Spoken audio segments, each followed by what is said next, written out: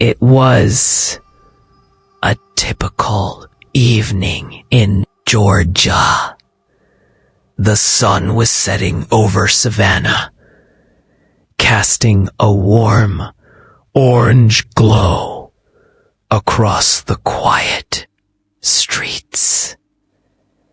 The gentle breeze swayed the oak trees, their branches dancing slowly like they were waving goodbye to the fading daylight.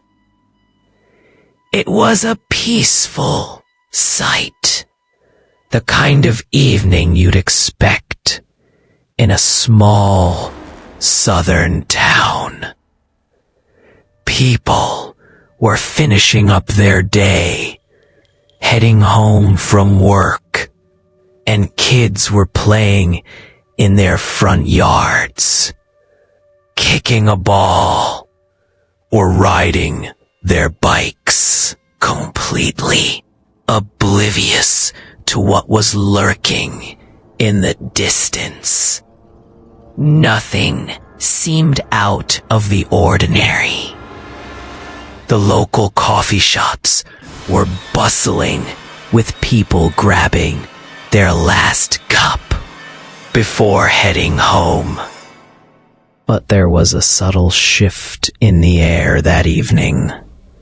A quiet unease, almost imperceptible, hung in the air like a thick fog waiting to roll in.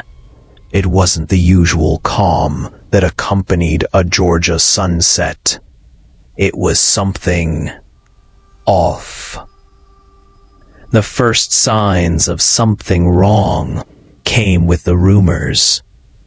At first, they were small whispers shared over backyard fences, or murmured during the evening's walk around the block.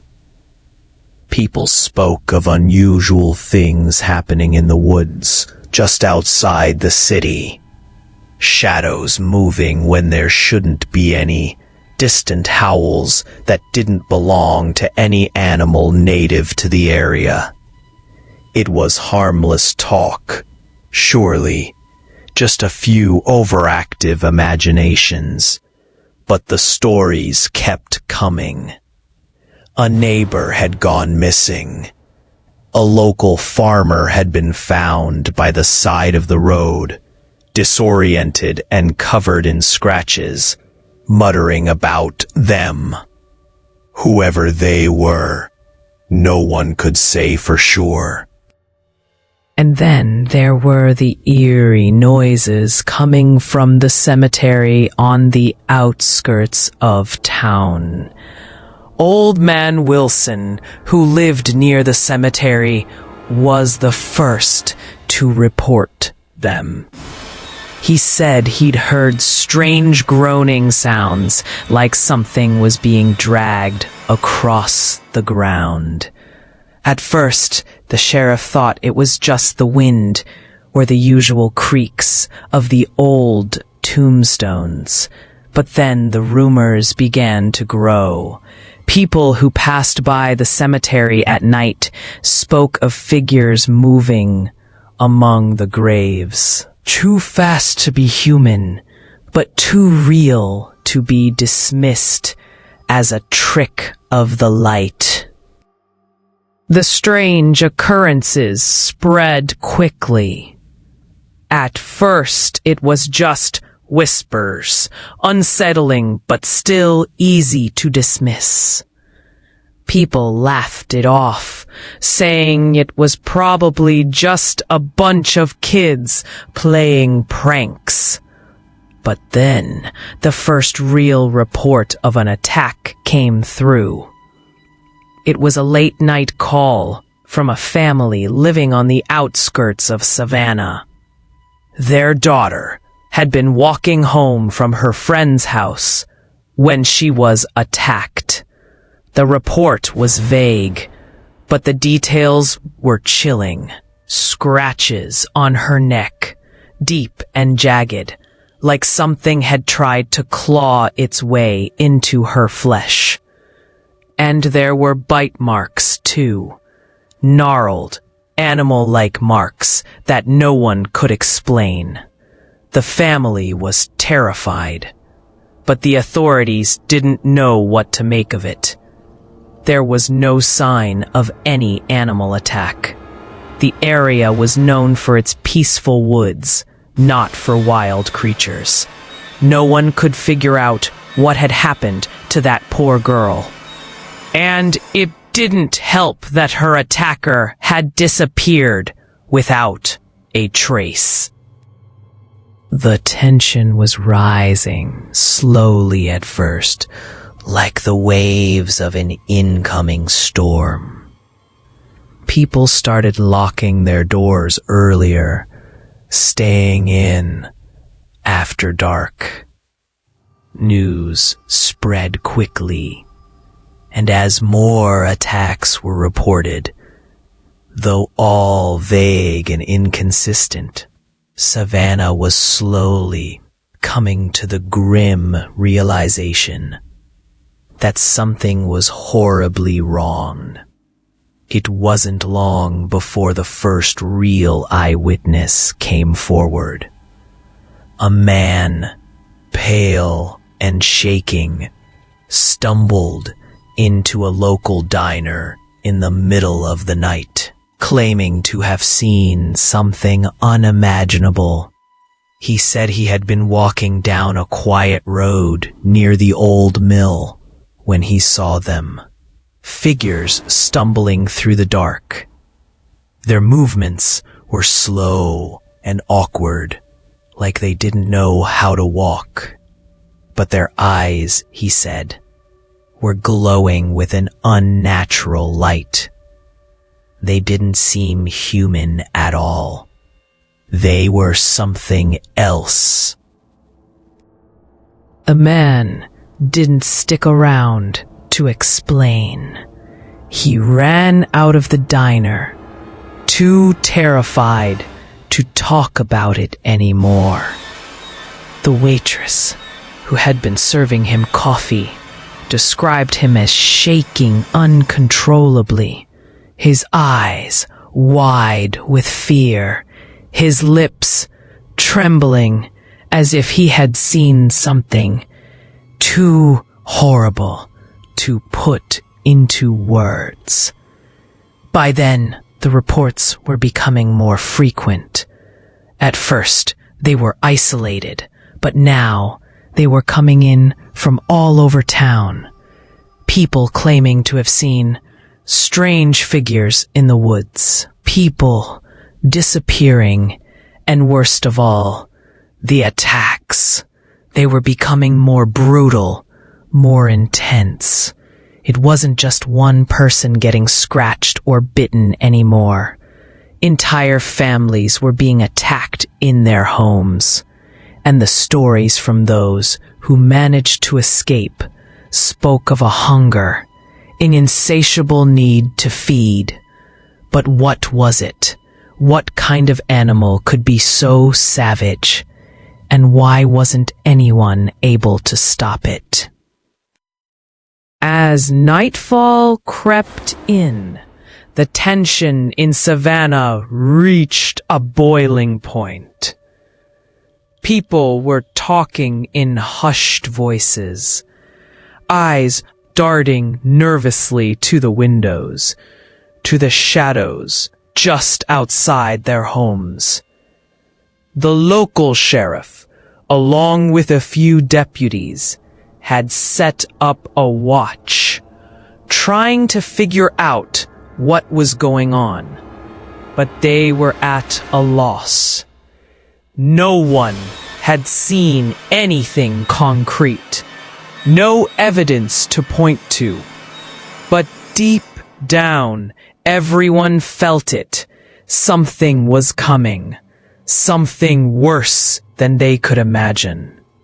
Whispers of a zombie outbreak had started circulating on social media, but no one took it seriously. Zombies were a thing of movies and myths, nothing more. But as the attacks grew more brutal, more organized, the idea didn't seem so impossible anymore. What if this was it? What if? And so, as Savannah's peaceful evening turned into a tense and fearful night, no one knew what the morning would bring. No one knew that the city was about to face a nightmare. One far worse than any of them had ever imagined. The calm before the storm was over. And the storm was coming faster than anyone could have predicted. The city was about to be overwhelmed. And it was only a matter of time before the full extent of the horror would be unleashed. It started in the small town of Augusta, about an hour's drive from Savannah, a place known for its charming streets and quiet, small-town rhythm. People there knew each other, and the pace of life was steady. Nothing ever seemed out of place. But that evening, as the sun dipped below the horizon, something sinister began to unfold. At first, it was small things, strange figures, seen stumbling through the shadows of the back streets, lurking at the edges of the neighborhoods, their movements awkward, unnatural. Some thought it was just drunks, or maybe kids playing a prank. But the faces they saw were wrong. Too pale, their skin stretched tight over bones, with eyes bloodshot and glazed over. It wasn't just a few people. It was more. They shuffled, jerking their limbs like they didn't belong in their own skin. And their eyes seemed to lock onto whoever was nearby, with an intense, predatory hunger. A few people tried to approach them, to ask if they were okay, but as they got closer, the air around them turned cold, unnaturally cold. There was a smell in the air, an unmistakable stench of decay that made the people step back, hesitant and confused. But that was before the screaming started.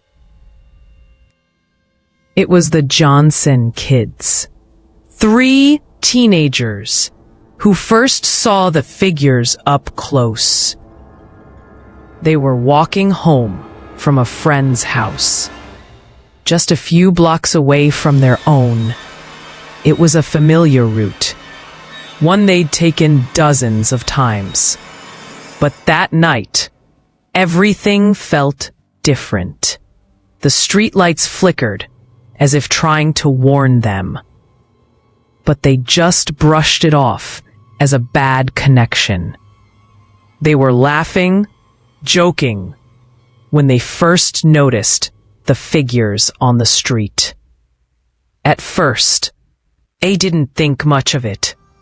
Just a few odd-looking people, probably high, moving strangely.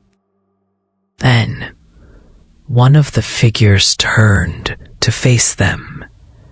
It wasn't human. It was something else. Its face was gaunt, hollowed out, like it had been drained of all life. Its eyes bloodshot and sunken deep into its skull. Its mouth, twisted into a grotesque grin, revealed teeth that were too sharp to be natural. Teeth that looked more like fangs. The teenager, Claire, froze, her blood running cold as the creature's eyes locked onto hers. It wasn't just looking at her.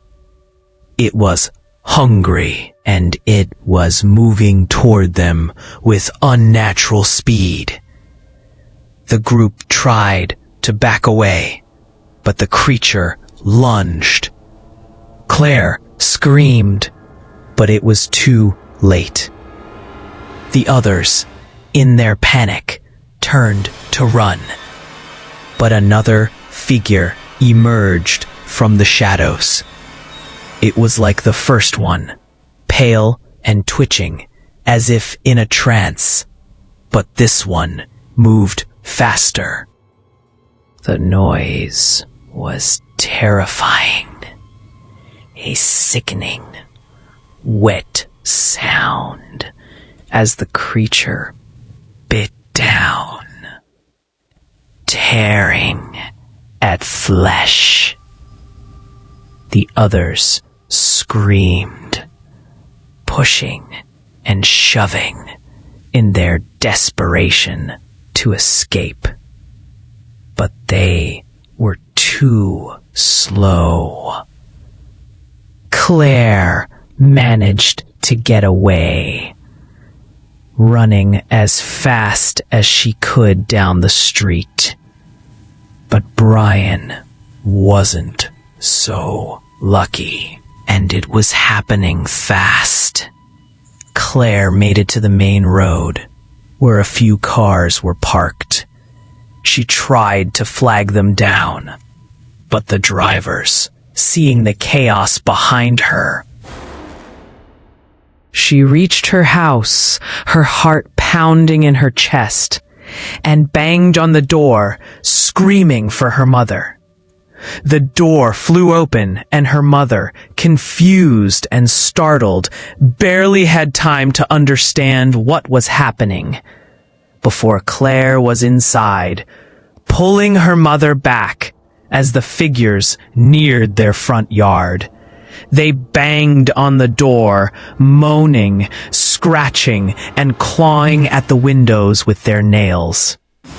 There was no escape. There was nowhere to run. When Claire's mother finally understood what was going on, she called the police, but it was too late. The town was already descending into chaos. The sheriff's office tried to get people to safety, but there was no coordination, no plan.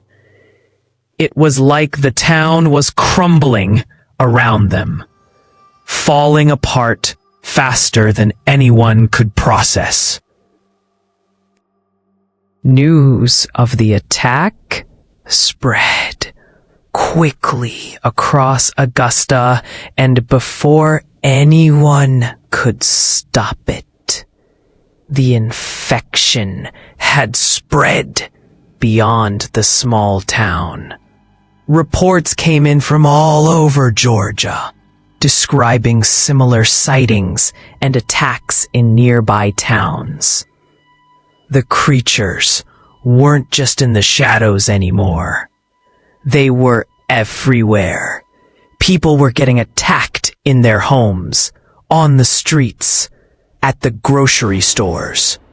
There were reports of entire families being wiped out in minutes. It wasn't long before the government issued warnings, advising people to stay inside, lock their doors, and stay away from the streets. But it was too late. The infection spread too fast. By the time anyone realized just how bad it was, Savannah was already starting to feel the effects. At first, it was just a trickle of reports. Odd attacks in a few neighborhoods. People getting sick.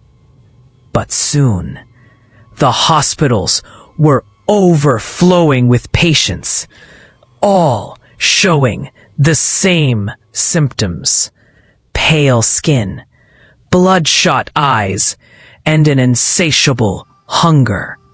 Doctors didn't know what to make of it.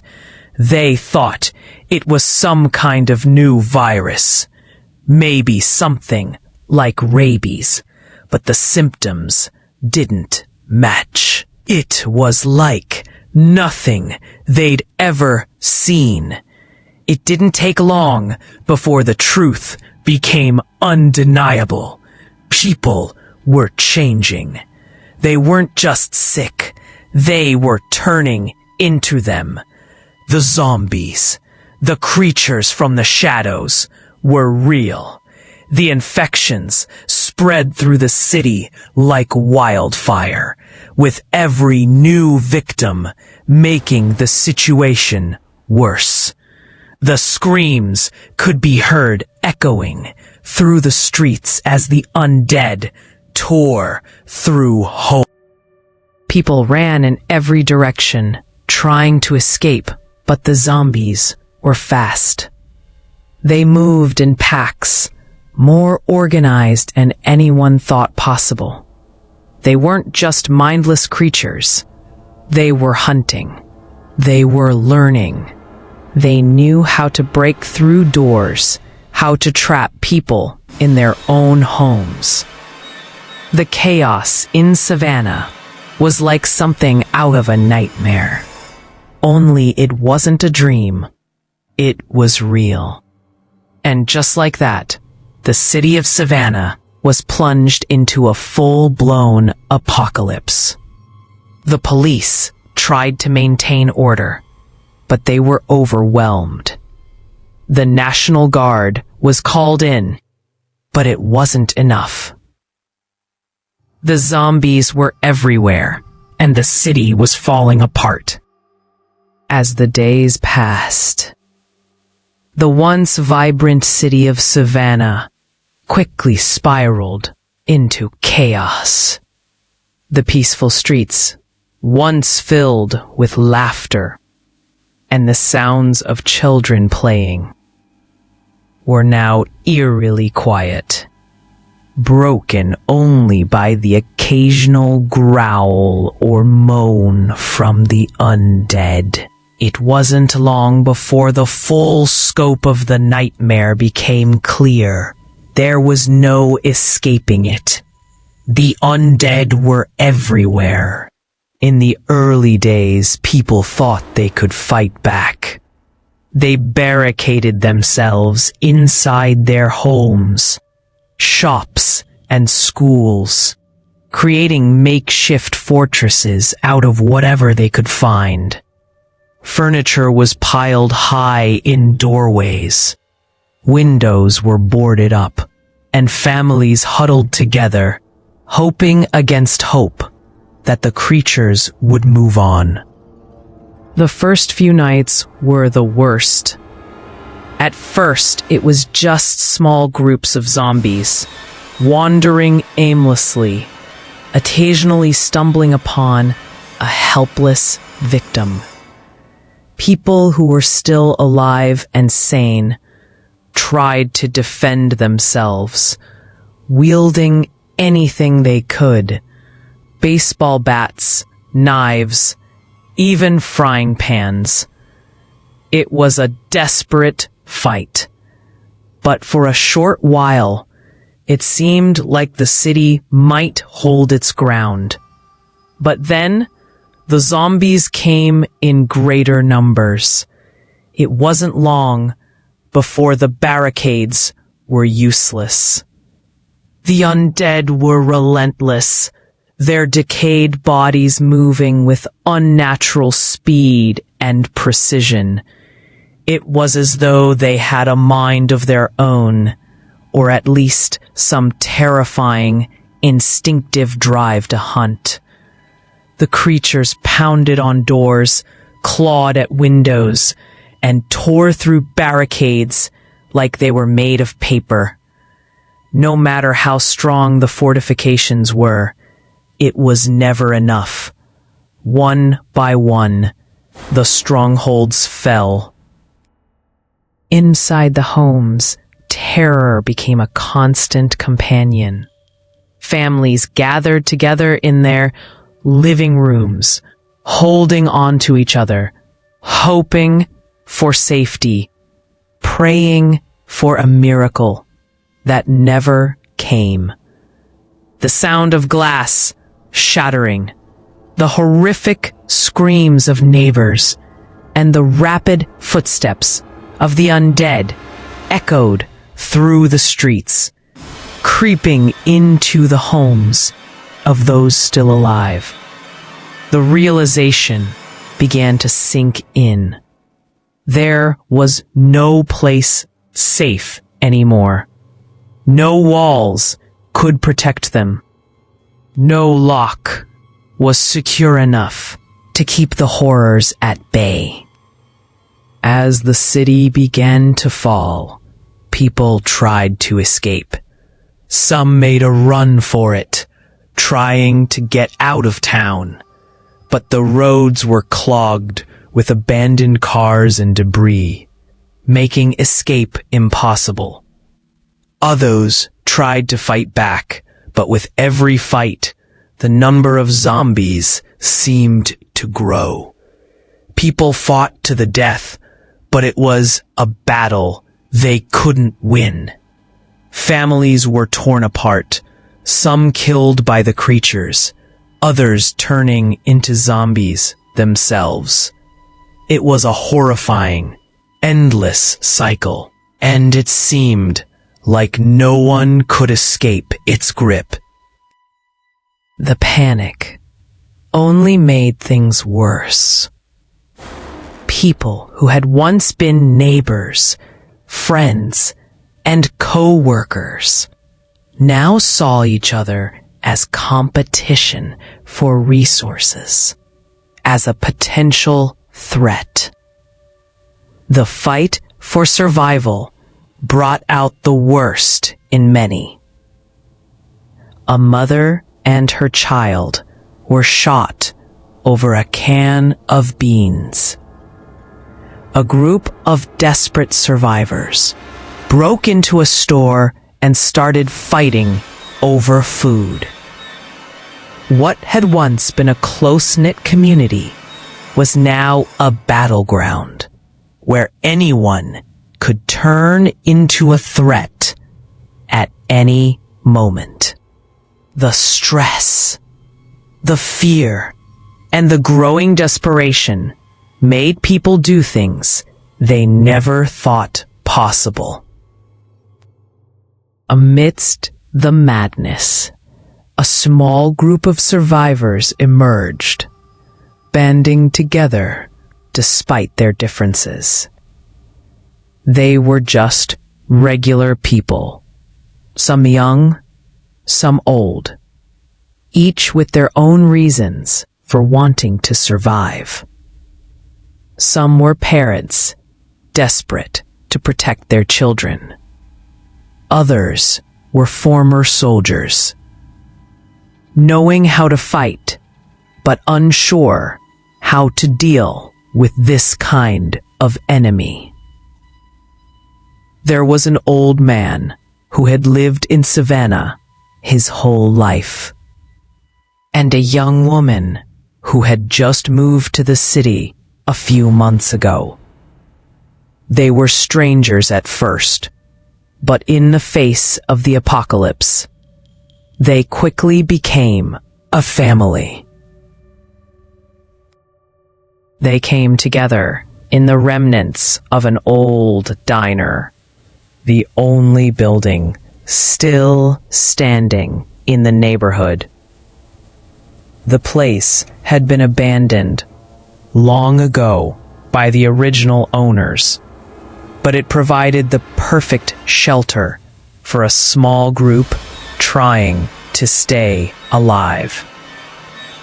The diner was a safe haven, even though it was temporary. They scavenged for food, fortified the windows, and set up a watch.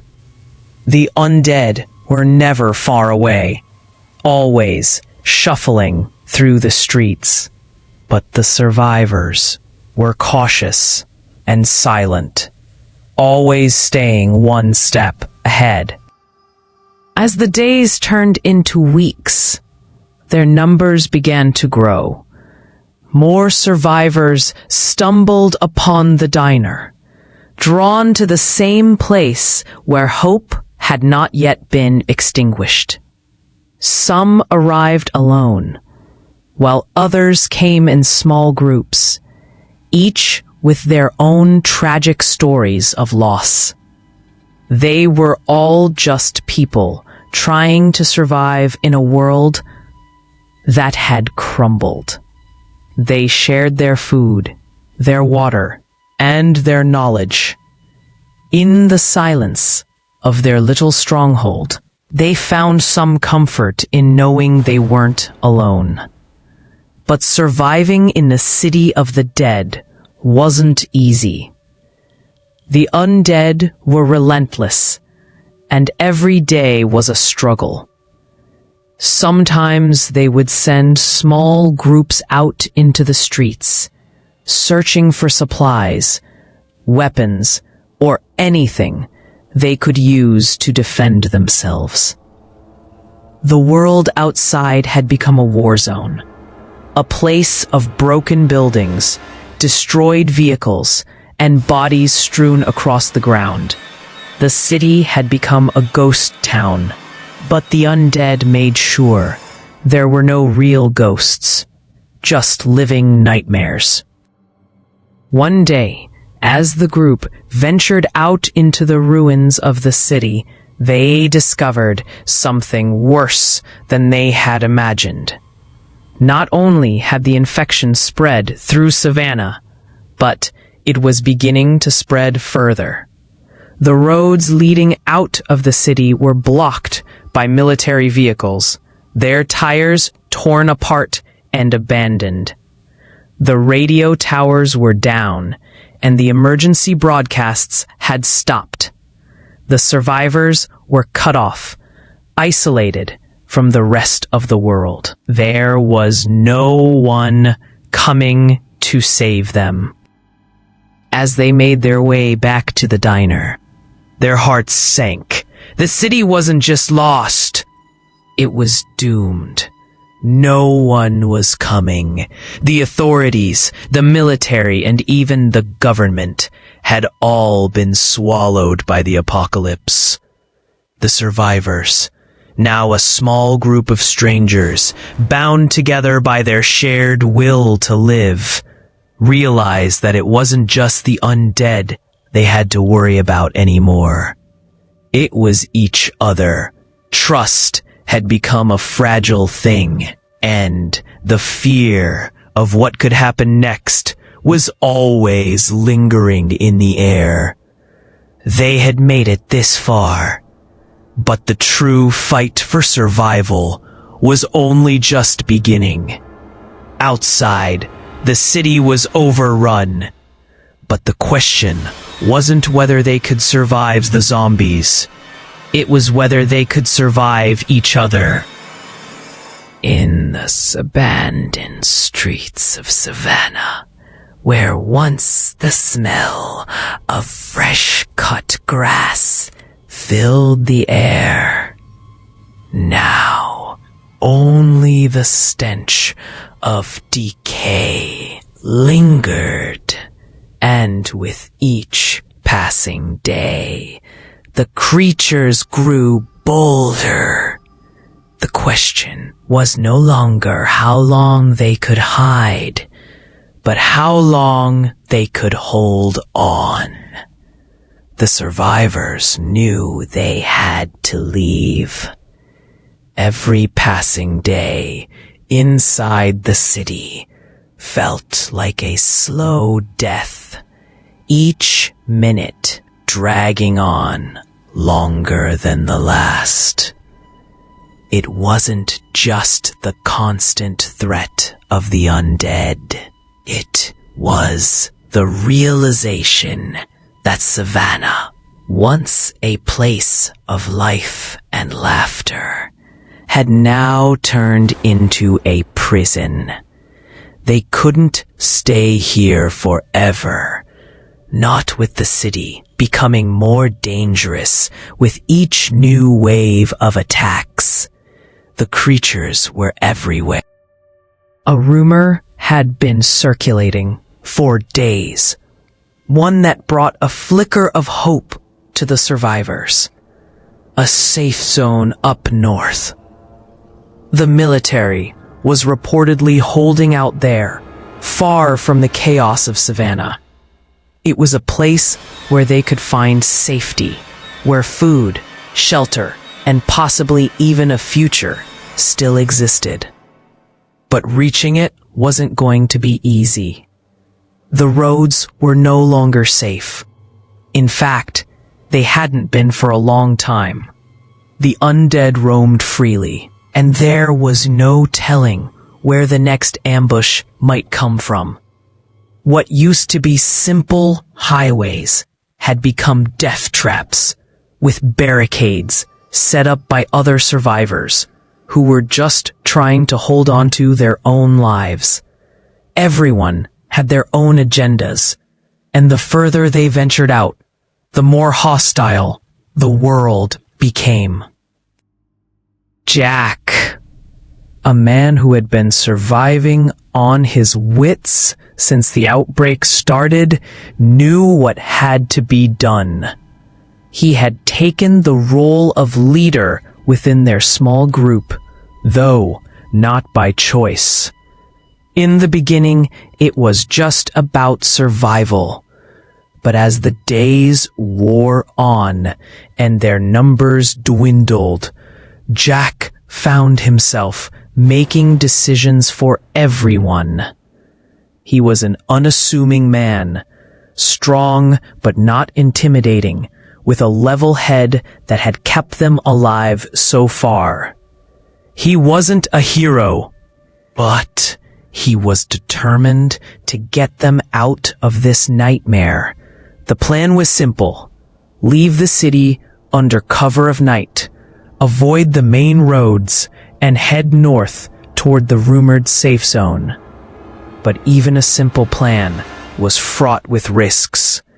They had no guarantee the safe zone still existed, or that it hadn't already fallen like every other place they had heard about.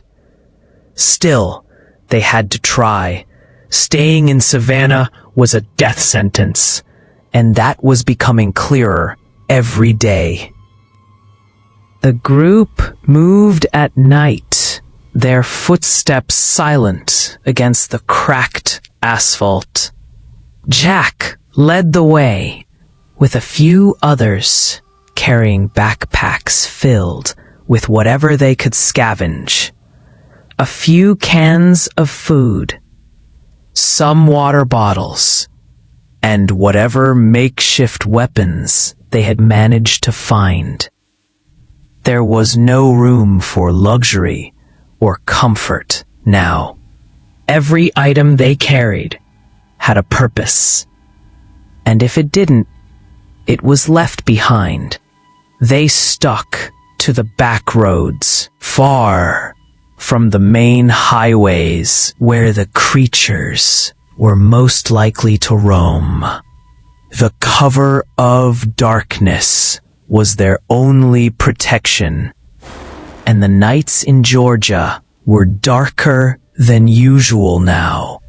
The power grid long gone, leaving the world bathed in an unnatural blackness.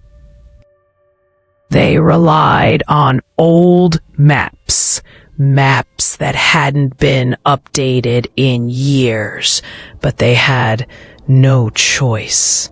The modern GPS systems had long been wiped out by the collapse of the grid, and there was no one left to maintain them. Jack knew the roads, though.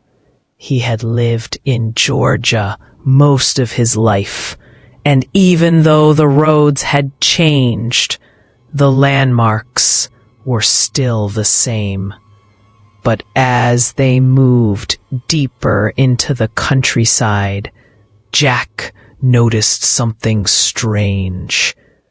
There were no signs of life. No more cars abandoned on the side of the road. No more people fleeing. No animals. Not even the usual sound of crickets. It was as if nature itself had gone silent, waiting. Along the way, they encountered other survivors, scattered groups of people just like them, doing whatever they could to survive. Some were friendly, some cautious, and others, well, others were dangerous. One group they met was holed up in an abandoned gas station. They seemed friendly at first, offering water and sharing a small fire they had started to cook food. But as the night wore on, the tension became palpable. Jack didn't trust them. There was something in the way they looked at the group, like they were measuring them for weaknesses. They spoke of a place further up north, but Jack knew better than to trust anyone now. He didn't know if the group meant to help or if they were just trying to lure them into a trap. As they parted ways, Jack couldn't shake the feeling that their kindness had been a mask for something darker. They had been so quick to offer hospitality, but no one was that kind anymore. Trust was a luxury they couldn't afford. Jack didn't share his suspicions with the others. There was no need to cause panic, but he kept his eyes open. Everyone here was a potential threat, even if they didn't realize it yet. The journey north was slow. They walked for hours, sometimes stopping for short breaks to rest and catch their breath. But they couldn't stay too long in any one place. The undead could be anywhere, and time was something they didn't have. The constant shuffling of feet in the dark, the occasional distant. And then came the worst part, the roadblocks. It was clear that some survivors had taken matters into their own hands, building barricades to keep the undead out. But some of those barricades weren't just there to block zombies. They were there to block anyone who wasn't welcome. The survivors who had set up these blockades were desperate, afraid, and willing to do anything to survive. They had guns, and they weren't afraid to use them. One night, as the group approached what appeared to be a military checkpoint, a figure emerged from the shadows. It was a man, armed with a rifle, who motioned for them to stop. Jack held his hands up in a gesture of peace, hoping to avoid conflict. But the man's eyes were hard, and his stance was defensive. "You're not from around here, are you?" the man asked, his voice low and cautious. Jack shook his head. We're just trying to get out. We heard there's a safe zone up north. The man studied them for a moment, then glanced at the others. Safe zone? He scoffed, spitting on the ground. That's a fantasy. There's no safe zone. There's just us, and there's not enough to go around. Jack knew they had to be careful. The man was right. There was no guarantee of safety up ahead, but the only option was to keep moving, to hope that they could make it through whatever lay beyond the blockade. They were in a new world now, one where every stranger was a threat, and survival meant making the hardest choices of their lives. And the worst was yet to come. They had no idea how far the safe zone was, or if it even existed at all.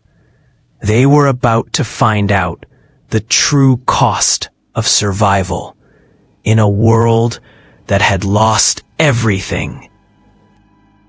With heavy hearts and the weight of uncertainty pressing on them, the survivors continued their journey. They walked on through the night, their footsteps blending with the sounds of the wind and the distant groans of the undead. No one spoke much, but their minds raced with the same question. What would they find when they reached the end of this road? Would they find hope, or would the world they had left behind come back to haunt them? The worst was still to come, and they were about to face something far darker than they could ever imagine. The journey for safety had just begun. After days of traveling, their bodies sore and their spirits exhausted, the group of survivors finally reached the outskirts of a small town just outside Georgia. They had been walking for hours, pushing through the thick underbrush and the constant tension from the ever-present threat of the undead made every step feel like a gamble. The first sign that something was wrong was the silence, but what they saw made their blood run cold. The military camp they had hoped to find was nothing but a destroyed wasteland. What had once been a well-organized, fortified area was now a heap of rubble. The walls, which should have stood tall and strong, were torn down, their jagged edges poking out like broken bones. Burned-out vehicles lay scattered. And the worst part? The bodies. The ground was littered with them, both human and undead. Some were still partially intact, others nothing more than mangled remains. The bodies of soldiers, their uniforms stained dark with blood, were tangled with the rotting corpses of the undead. It was impossible to tell who had been the first to fall, but one thing was clear. Something had gone horribly wrong here, The survivors could feel it in their bones. There was no sign of a battle, no evidence of organized resistance, just an overwhelming sense of collapse. As the group took in the horrific scene, the realization hit them hard. The undead weren't the only threat. There was something else, something far more sinister that had turned this place into a death trap. It didn't take long for the survivors to piece it together. There had been a fight. Yes, but the military hadn't been overrun by zombies alone. There was a deeper, more terrifying force at play here. The undead that had overrun this camp weren't the slow, lumbering creatures they had seen before. These creatures were different, faster, smarter, more aggressive. They moved with purpose, not the aimless shuffle they had come to expect. The survivors quickly realized that the military wasn't just facing an outbreak. They were facing an organized, coordinated attack. The camp had been taken from within.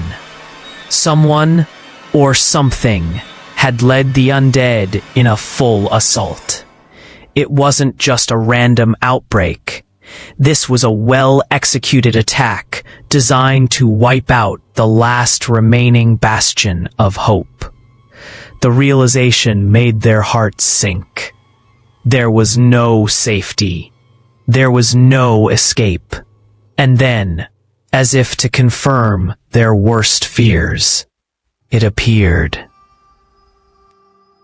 In the distance, a huge, dark figure emerged from the smoke and rubble, its silhouette barely visible against the backdrop of the ruined camp.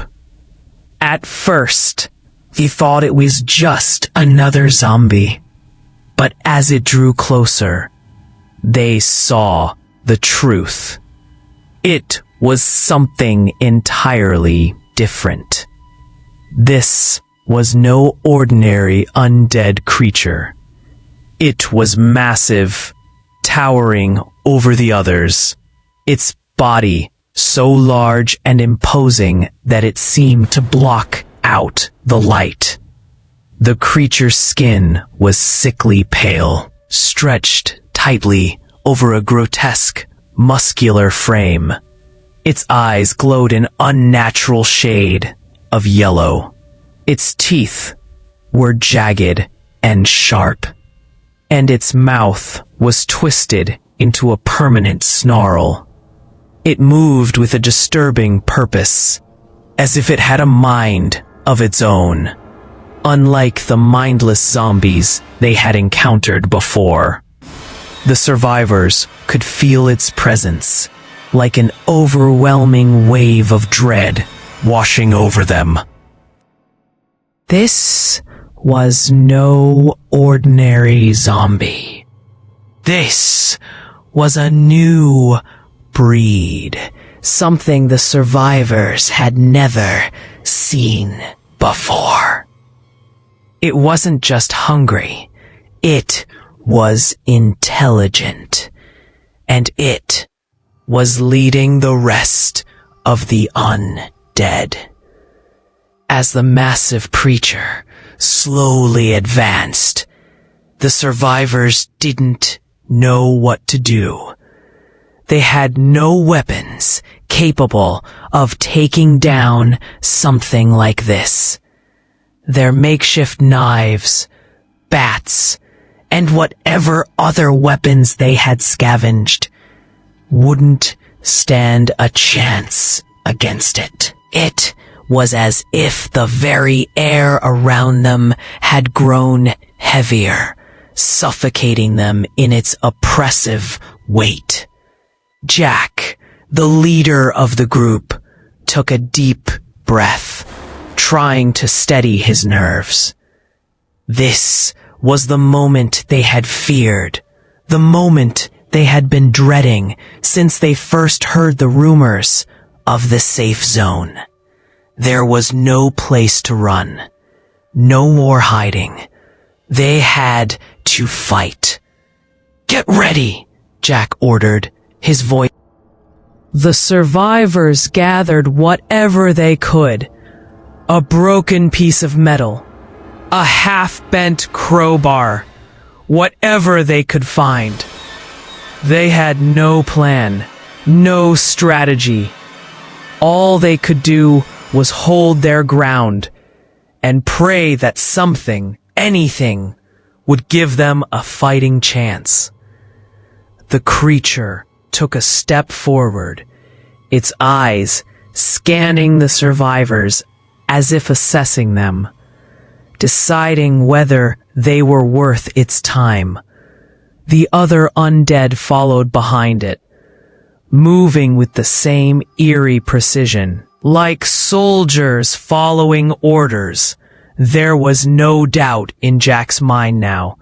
This wasn't just a random outbreak. This was the beginning of something much worse. And then, without warning, the creature let out a deafening roar. Its voice, a deep, guttural sound that seemed to shake the very ground beneath their feet. The roar was enough to make the survivors flinch, but they didn't have time to hesitate. As the creature charged toward them, the other zombies followed in its wake. The survivors braced themselves for impact. The horror that had been unleashed was now upon them, and they had no choice but to fight with everything they had. Jack's heart raced as he swung his metal bar, hitting the nearest zombie with all his strength. It wasn't enough. The creature was too powerful, and the zombies were too many. But still, they fought. Every swing of their weapons, a desperate attempt to stay alive. They had no choice. They had to survive. But in the face of this monstrous force, it seemed like the odds were stacked against them. The horror that awaited them was only just beginning, and they had no idea how much worse it could get. The undead closed in from every side, their grotesque forms stumbling through the smoke and wreckage, their bloodshot eyes fixed on the survivors. There was no escape now. The air was thick with the smell of decay, the sounds of moaning, and the wet thud of decaying flesh hitting the ground. The survivors had no choice but to face what was coming. Whatever hope they had left was dwindling with every passing moment. Jack stood at the front, his heart racing, his mind focused. The makeshift weapons they had gathered were hardly enough to face the oncoming horde. A rusty knife, an old revolver with only a few rounds left, and a crowbar. These were the tools of their survival now.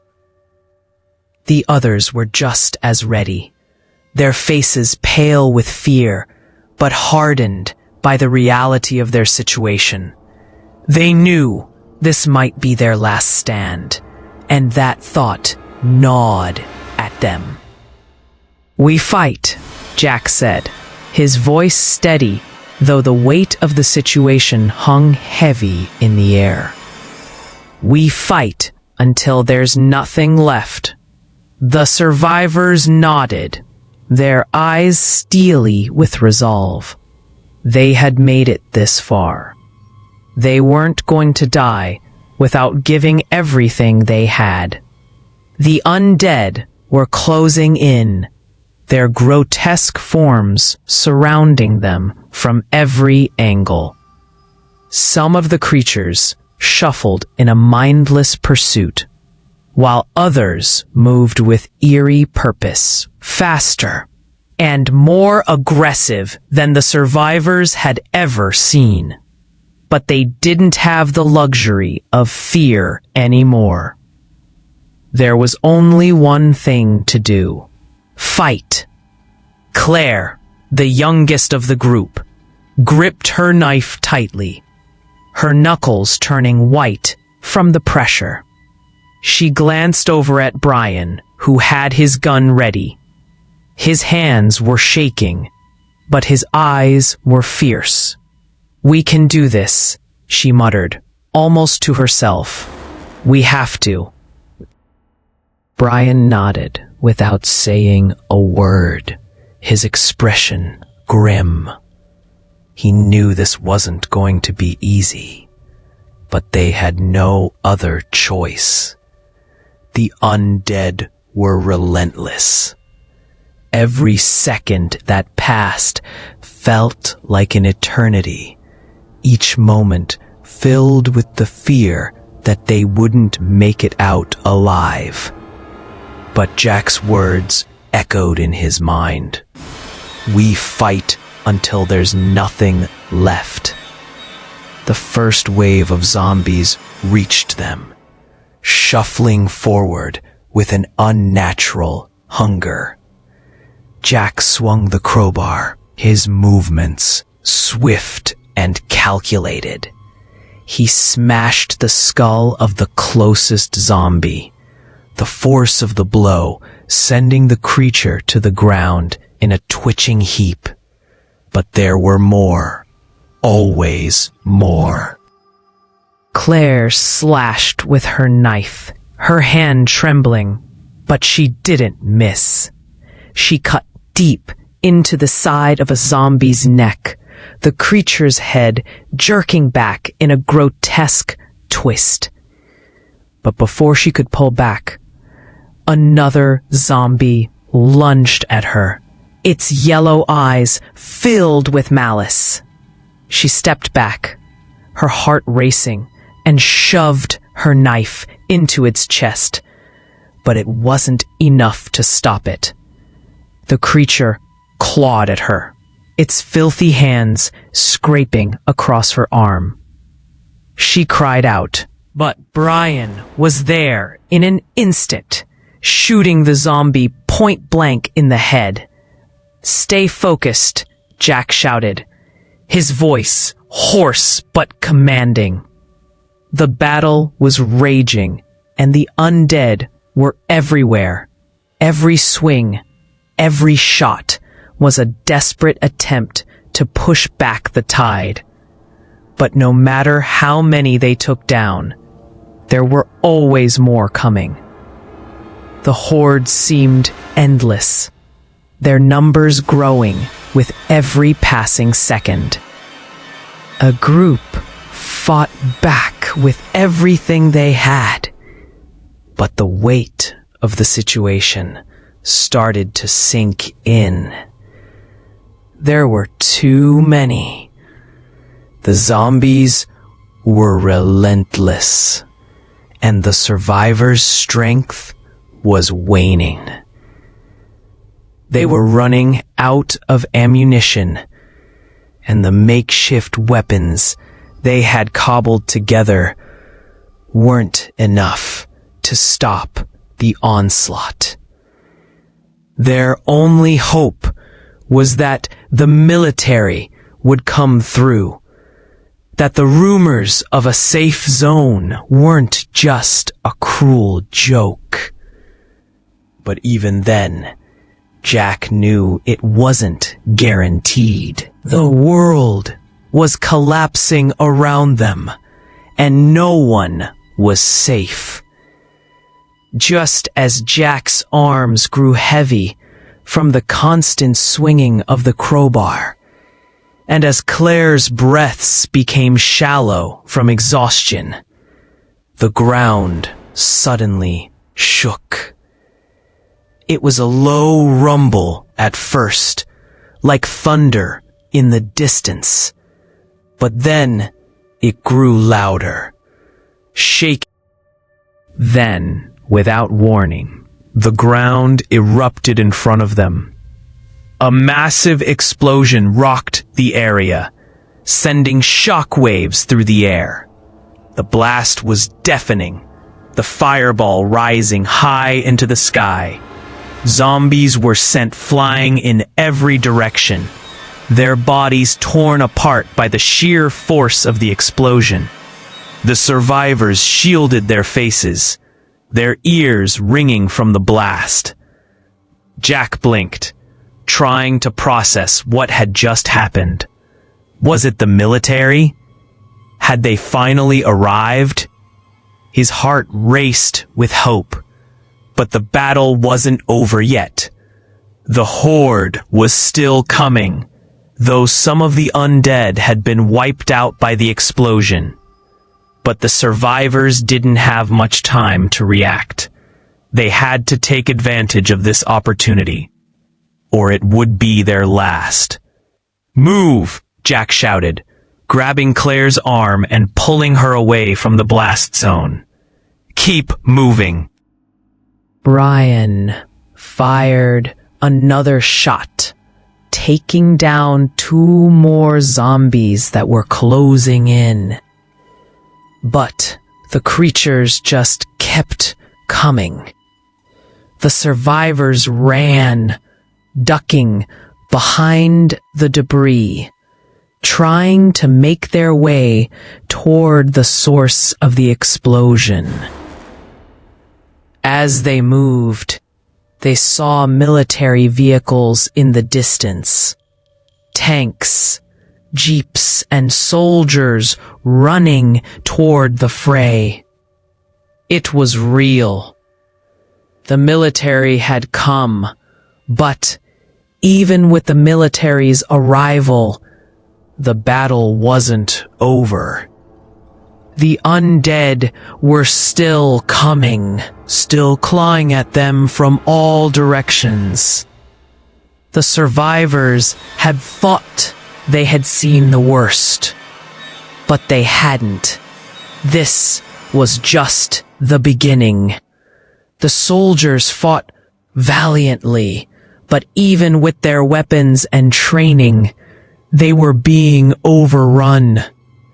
The zombies weren't just mindless creatures, they were organized, relentless, and increasingly more dangerous. The survivors realized that this was more than just an apocalypse. It was a war. As the soldiers and survivors fought side by side, Jack knew that survival wasn't guaranteed. The world they once knew was gone, and what lay ahead was a nightmare that no one could escape. The question wasn't whether they'd survive, it was whether humanity itself could survive the horror that had been unleashed in Georgia.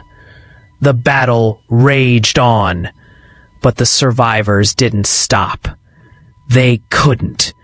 They fought, not just for their lives, but for whatever future they had left. The nightmare had just begun, and no one knew how it would end. But one thing was certain. They would keep fighting until there was nothing left.